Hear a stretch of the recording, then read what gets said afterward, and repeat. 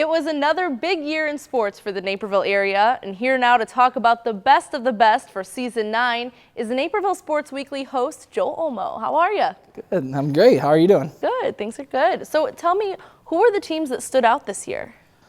Well, when you look back, you have a couple back-to-back state champions in Neuqua Valley badminton and Bennett girls basketball. You also got a couple teams that weren't expected to do a whole lot in Waubonsie Valley football, going through an improbable playoff run, as well as Bennett boys basketball getting all the way to the state championship game. And then again, you look at Naperville Central boys water polo, undefeated on the season, finally getting that state championship. It was quite the run for them. Yeah, so a little bit of everything this year, but who was NSW's top pick? When you look back at it, it's hard to argue with an undefeated season. So we're going to go with Naperville Central boys water polo on one heck of a run this year. All right, let's take a look back at each team's phenomenal year. Our first nominee showed us the importance of depth and teamwork. Without a Division I player on the roster, the Bennett Academy boys basketball team still rattled off a program record 31 wins and earned a state runner-up trophy. Any given night, the Red Wings could get a double-digit performance from seniors Dan Sobolewski, James Dockery, and Jason Malonga, as well as junior Jack Nolan, all of whom averaged double-digit points per game. Season 8's Team of the Year was Bennett Academy girls basketball, and the Lady Red Wings once again garner a nomination. Led by Miss Illinois basketball, Kathleen Doyle, the Red Wings were a different team than the dominant force of a year ago.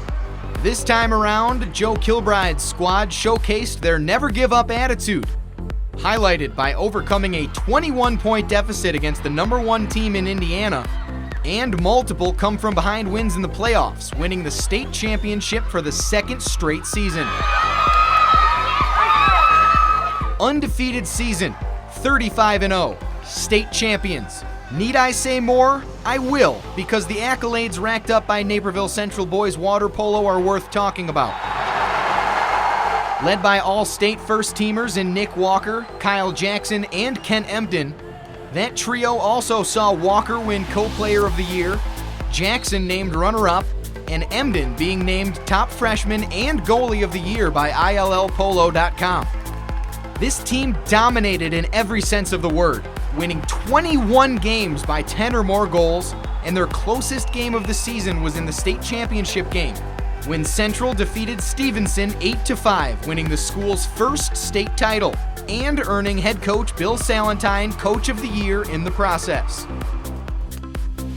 How does one quantify the season that was 2016 Neuqua Valley badminton? For one, the Wildcats surpassed their point total from last year's tournament on the first day. And two, they played each other in the doubles finals. Led by Female Athlete of the Year nominee Lauren Ho, the Wildcats didn't lose a single meet during the year, many of which resulted in 15-0 wins. At state, Ho came away with a second-place medal, while the senior pairing of Eva Chen and Sophia Lee won the state title over teammates Joyce Chen and Srinithi Venkatesan, while the Wildcats ran away with state for the second straight year.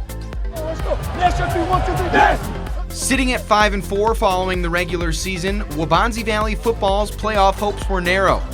But wins in the regular season over Naperville Central and Glenbard North gave them the 30th seed in the field of 32. That was the chance the Warriors needed as they went on a remarkable run through the playoffs. First knocking off undefeated Edwardsville before getting revenge on Neuqua Valley, and then upsetting Naperville Central for the second time. The Warriors ultimately fell to Marist in the state semifinals, but they showed us that it's not how you start, it's how you finish. That's why the 2015 Warriors leave the legacy of the best run the school has seen since 1992.